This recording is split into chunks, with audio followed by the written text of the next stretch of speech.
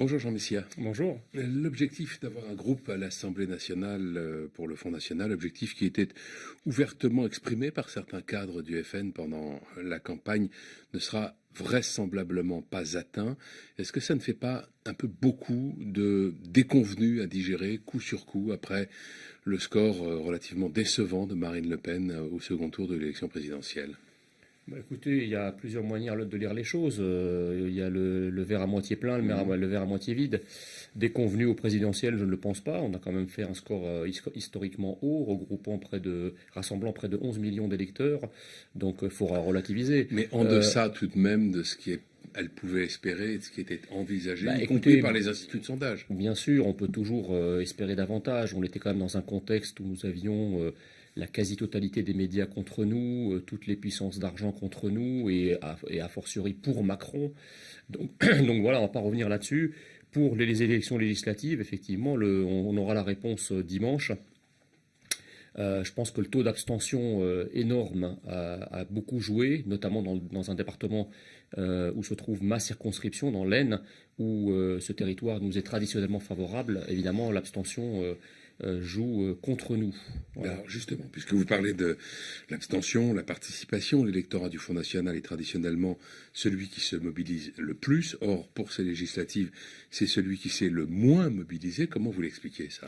Alors, le moins mobilisé, je ne le sais pas. Je pense que traditionnellement, l'élection législative... On parle de plus de 50%, enfin ça c'est le taux national, oui, mais jusqu'à 57% d'abstention chez les électeurs du Front national. Parce que, si vous voulez, les élections législatives qui suivent une élection présidentielle, généralement, on a une démobilisation des mouvements dont le champion n'a pas été sélectionné par la présidentielle, et à contrario, une mobilisation des électeurs du président de la République. C'est ça qui explique qu'à chaque fois quand un président de la République est élu, il obtient systématiquement une majorité parlementaire dans la foulée.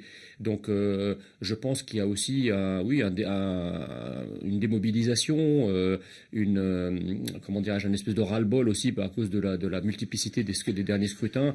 Je ne pense pas que ça soit un phénomène de fond. Voilà. Il n'y a pas aussi une perte de confiance en Marine Le Pen ? Alors, c'est plus compliqué que ça. Je pense qu'effectivement, nous avions été les seuls à diagnostiquer une recomposition de la vie politique française. Marine en a parlé à l'annonce des résultats de l'élection présidentielle. Donc, il est illusoire de croire que nous-mêmes, nous allons rester à l'écart de ce mouvement de recomposition. Donc, de toute façon, nous allons effectivement, dans les jours qui viennent, mais aujourd'hui, c'est pas le temps, puisqu'on a encore le deuxième tour de l'élection législative, effectivement, il va falloir repenser un certain nombre de choses dans le sillage de cette formidable restructuration des mouvements politiques français. Que Marine Le Pen a annoncé elle-même, donc une refondation, une recomposition au Front national, avec sans doute une question centrale au cœur des débats. La sortie de l'euro doit-elle rester la colonne vertébrale du programme du Front national ? Est-ce qu'on peut dire aujourd'hui qu'il y a au sein de votre parti une ligne de fracture entre ceux qui sont favorables au maintien de cette idée et ceux qui y sont désormais opposés au nom du fait que ça inquiète les Français ? Je ne crois pas qu'on puisse parler de ligne de fracture. D'abord, ce sujet ne vous a pas échappé, ne fait pas partie des sujets en discussion pour les législatives, puisque maintenant, c'est plus l'enjeu. Oui.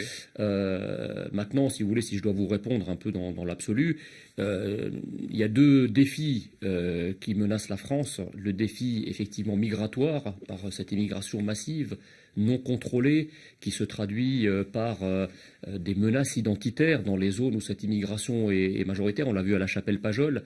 Et puis, vous avez effectivement le deuxième défi, qui est un défi sur la souveraineté, par une construction communautaire devenue complètement folle. Effectivement, le premier défi est un défi vital. Le deuxième défi est plutôt un défi matériel. Donc, la question, ça va être plutôt la ligne de la stratégie politique et non pas, je dirais, du fond politique, parce que personne au Front national n'est favorable à l'euro. On est tous souverainistes. C'est la définition. C'est autour de cette question-là, d'ailleurs, que le courant souverainiste était apparu.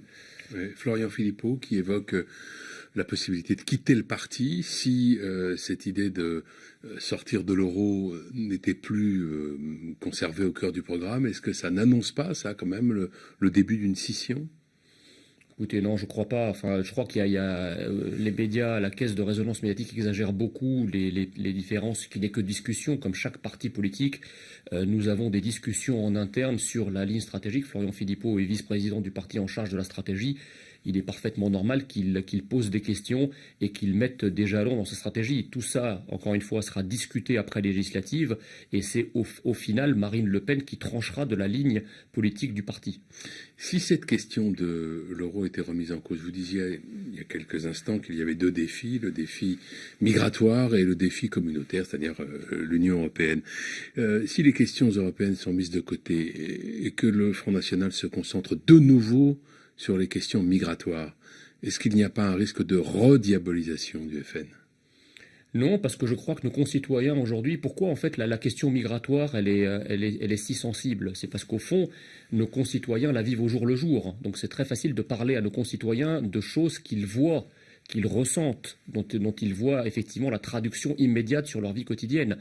Là, pour l'instant, si vous voulez, la menace de l'euro, elle est réelle, mais elle est perceptible uniquement par des économistes chevronnés, par des gens qui connaissent les menaces prospectives de la monnaie unique sur la zone euro de manière générale et sur la France de manière particulière.